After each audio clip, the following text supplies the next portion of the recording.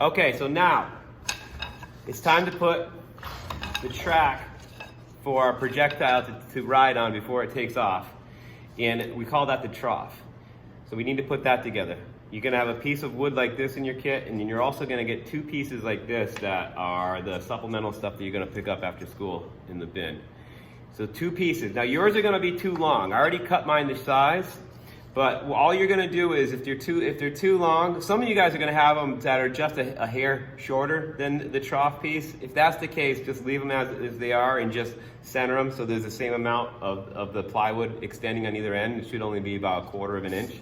But most of you guys are having pieces that are gonna have pieces that are too long. So what you're gonna do is take your piece of plywood and then just trace it on the piece of pine that you're gonna get in the box, and then use your little miter box to cut it flush, okay? And that's all you're gonna have to do. So this sits inside of our trebuchet with these two rails on it.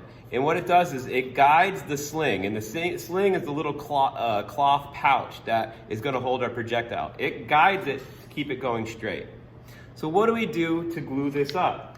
It's the simplest thing that you're gonna do all project. You're gonna take your glue, and you're gonna just run a little bead down the bottom on both of them. And if you have a piece that has a little paint on it and stuff, you know, maybe you'd wanna do it so the paint is facing down. It doesn't matter to me, but I'm just saying for your own benefit, maybe you're gonna want to do that. So once I, just, you know, so it doesn't ruin the aesthetics of the rest of the piece. So now, I'm gonna tilt my, my camera just a hair so you can see what I'm doing over here.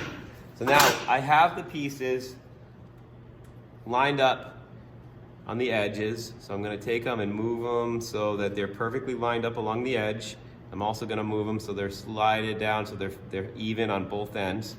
You wanna check it on both ends. Now, if you have a trough that has an angle to it or a curve to it, it might send your projectile off to the side. Now, all of our parts are we're gonna be eyeballing the final assembly to do a lot of these things. The way the swing arm goes in, the way this trough is placed in, it's all gonna be kind of aligned by eye. There's a certain amount of discrepancy that it's gonna be totally unable to avoid. So, what we're gonna have to do is we're gonna have to learn to shoot with our trebuchets afterwards. Most of them are gonna probably shoot at a bit of an angle, one way or another. But after a while, we'll be able to figure it out and get them dialed in nice and accurate.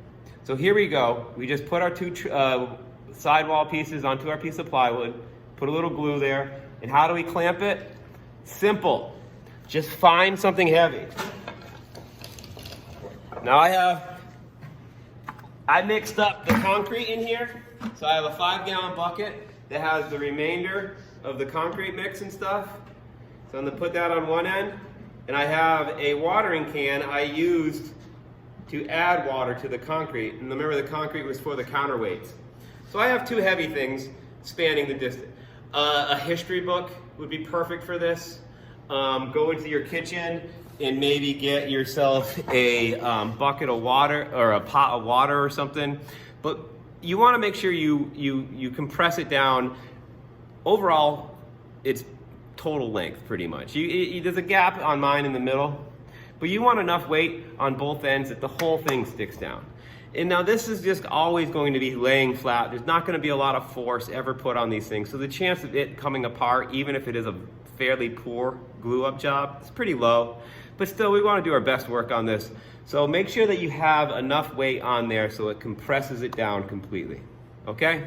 All right, next one, we'll show you how to put the little notches in the top so that we can keep our swing arm in place.